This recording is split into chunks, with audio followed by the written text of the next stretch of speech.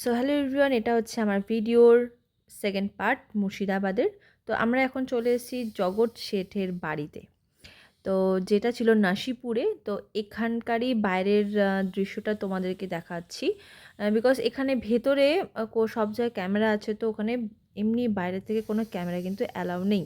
তো এতে কিন্তু এখানে আমাদেরকে জরিমানাও করতে হতে পারে বা দিতে হতে পারে। তো সেই জন্য আমরা এখানে কিন্তু ভেতরে কোনোভাবে ক্যামেরা আমরা চালু করতে পারবো না। তো একটু আমরা ভেতরে ঢুকে নিচ্ছিলাম। তো এখানে সামনেই দাঁড়িয়ে ছিল গাইড। তো যেখানে তোমরা গাইড নিয়ে নিতে পারো, ওখানে 70 টাকা করে বলছিল, হয়তো বার্গেনিং করে একটু কম সম করতে পারে, কিন্তু আমরা কোনো গাইড নিয়ে নিই। এই ভেতরে ঢুকে আমি একটুখানি ভিডিও করে নিচ্ছিলাম, তো সাহস করে একটু করছি। কিন্তু এর ভেতরে ঢুকে কিন্তু আর কোনোভাবে ক্যামেরা লাগানো ছিল না, কেননা ভেতরে ক্যামেরা লাগানো ছিল, এখানেও ছিল, তাও আমি করেছি।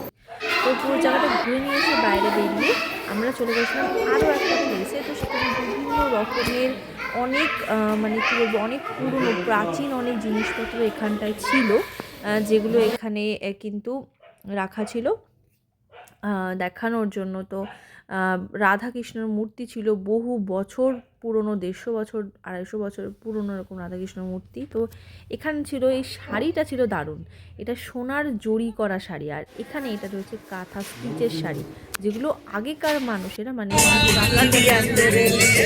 ব্যবহার করতেন। তো এখানে আমরা টোটোতে বেশ মজা করেছি।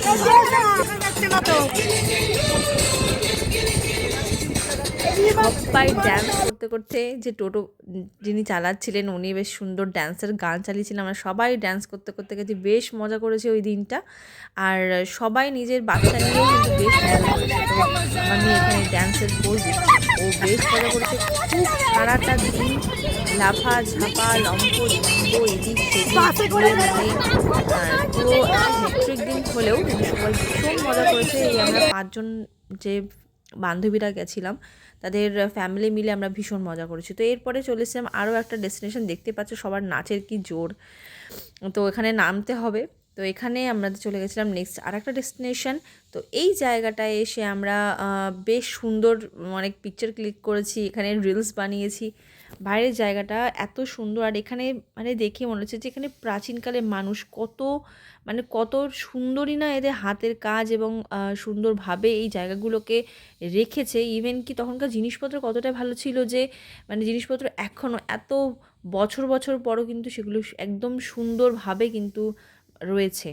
তো এই জায়গাগুলো দেখো, ওখানে বাগান ছিল, ভীষণ সব কিছু খুব সুন্দরভাবে ম্যানেজ করা ছিল, জায়গাগুলো ভীষণ সুন্দর। আর এখানে সব জায়গাতে গেলেই ওখানে মানে সব জায়গায় গেলেই গাইড নিতে হবে, একমাত্র হাজারদুয়ারিতে শুধু আমাদের লাগেনি। তো এরপর আমরা চলে গেছিলাম হাজারদুয়ারি। তো ওই যে দূরে যে জায়গাটা দেখতে পাচ্ছ প্যালেস, ওই প্যালেসটা কিন্তু বন্ধ ছিল, ওখানে কিছু ছিল না। ওই দূর থেকে আমরা ভিডিও করেছি।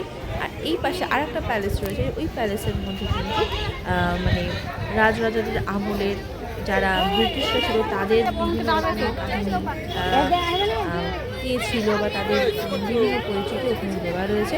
তো আমরা জাস্ট বাইরেই ভিডিও করে নিচ্ছি, তার কারণ হাজারদুয়ারির ভেতরে ঢুকে গেলে ওখানে কিন্তু আর ক্যামেরা অ্যালাউ নেই। ওখানে ক্যামেরা কোনোভাবে অ্যালাউ নেই, দেখলেই কিন্তু ওরা জরিমানা করবে। তো সেক্ষেত্রে ওখানে আমরা কোনোভাবে ক্যামেরা হচ্ছে নিতে পারিনি। তো ওটা ঘুরে নেওয়ার পরে এখানে পুরনো যে মতিঝিল জায়গাটা আছে সেই জায়গাটা চলে এসেছিলাম। এখানে কিছু জনের স্মৃতিসৌধ ছিল, যেটা অনেক বছর আগের মানুষের এখানে স্মৃতি হিসাবে তাদেরকে রেখেছেন। আর সেই জায়গাগুলো এখন সেরকম নেই, প্রায় ভগ্নপ্রায় বলা যায়, মানে প্রায় ভেঙে চলে গেছে সব জায়গা।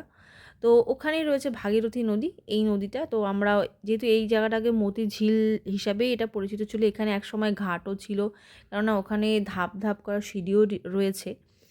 তো এই জায়গাটা আমরা একটু ঘুরে নিচ্ছিলাম। এরপরে যে নতুন মতিঝিল যেটা করেছে সেই ভেতরের দিকে, তো এরপরে আমরা ওখানে চলে যাব।